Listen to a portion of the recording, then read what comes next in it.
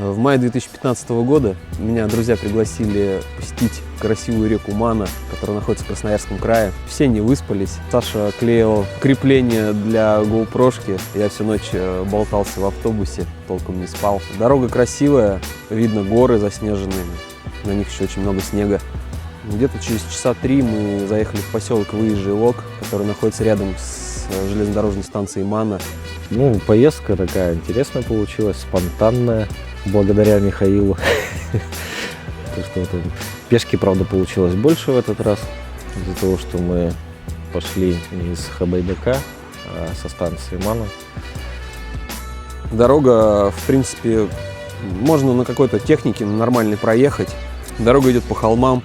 Мы вышли на старую деревню Хабайдак, и оттуда был красивый вид на Кутурчинское Белогорье.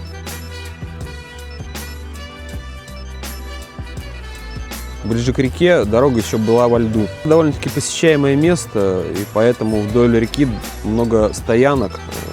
Дорога, в принципе, наезженная, тропинки натоптанные. Идти хорошо, травы нету, вокруг сосны, кедры. Но мне показалось, что тайга более чистая, чем у нас в Кузбассе. Здесь по лесу можно хоть ходить. Лиственницы много, у нас лиственницы нету, мне нравится лиственница.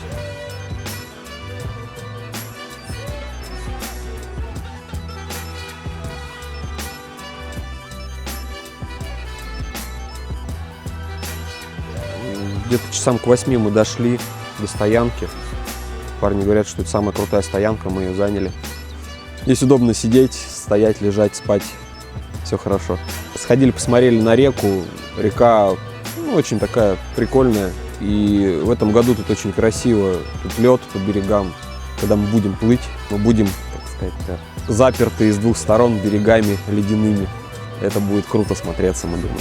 Чем манский порог хорош? В том, что он состоит из 3 частей каскадных, достаточно компактно, куда можно приехать, 2 дня покататься, прям хорошо, и потом спокойно выплыть до станции Мана, до Выезжего Лога. Плывешь, наслаждаешься видами, красотами, так что приезжайте, катайтесь, получайте удовольствие, повышайте навыки катания. Место вообще замечательное.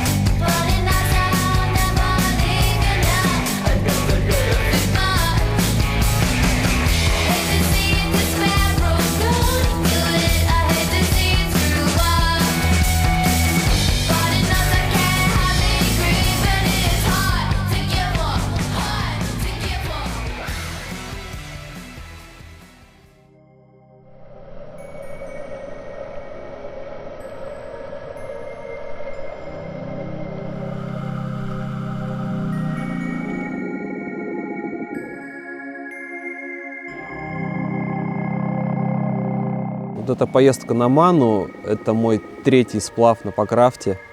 Я давно хотел проверить, насколько суровым может быть порог, через который я могу при текущем скилле пройти.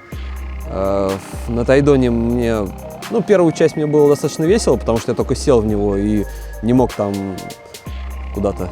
Для меня причалить к берегу уже была задача. Вот. Потом мне было 2/3 реки откровенно скучно. На Кундате я совался в любую там плюшку, любой камень, старался грести, мне было скучно откровенно. Вот. Кия вообще грусть, тоска.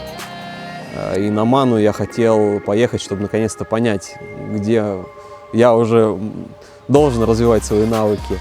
Поэтому, когда мы ходили посмотреть на верхний порог, я сразу захотел туда прям сунуться, со страховкой, как бы нормально все. Но мне очень хотелось туда сразу сунуться и попробовать, на что я способен.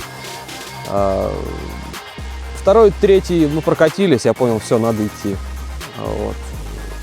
Ближе, правда, к вечеру уже было. Пошли. Там стояли рыбаки, которые только телефончики сразу такие. Опа. Нашли небольшой участочек, где можно было зачалиться, поставиться. Включил GoPro-шку, парни побежали снимать, страховать. Поначалу, в принципе, вообще, несмотря на достаточно бурную реку такую, хоть там и плюхало, я достаточно хорошо ее начал пересекать. Но что-то загляделся, как-то не подумал. Мне надо было прям влево идти. Как-то я что-то не доплыл, хотя свободно мог. И когда я так внезапно хоп и понял, что я на середину, такой ныряю туда, и меня сразу немножко на бок переворачивает. Я даже не понял, в какой момент мне попала вода в легкие. Куда-то, я не знаю, куда-то она попала. Я чувствую, что дышать не могу. Выплываю на поверхность. И такой, короче, вот. Думаю, ладно, сейчас должно пройти. Дыхание задерживаю, вроде меня еще кислорода хватает. Вот, начинаю плыть, опять хоп, опять не получается. Как-то потом спокойно в себя пришел, отпустил лодку, отпустил весло, поплыл, так, вспомнил, что нужно ногами вперед. Вот, и спокойненько уже морковку поймал, Саша сбегал, поймал весло, подушка куда-то уплыла под льдину. Лодка была ко мне привязана, и это тоже приятный момент, что лодочка у нас тоже никуда не уплыла, и не пришлось ловить там за пару километров ниже. Так что мне было очень здорово, прикольно, мне понравилось. Меня это никак, естественно, не останавливает от дальнейшего развития. Да, наоборот, подстегнуло. Так что будем развиваться, кататься, развивать эту тему. Надо собираться большими компаниями, надо ходить. В Сибири есть покрафтинг, всем движухи, всем покрафт.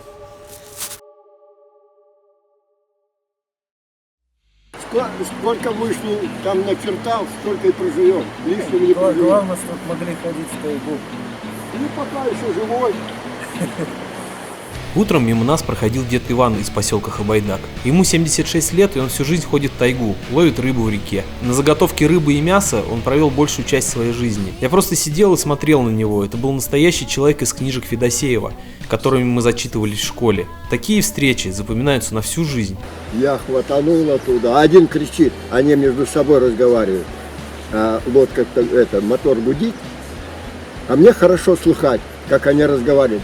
Ты побежишь вниз, а я кверху. Пересекем его где-нибудь. Я их хватанул. Они там пускай бегают по тропе, а я в гору. И все. Так меня не заловили.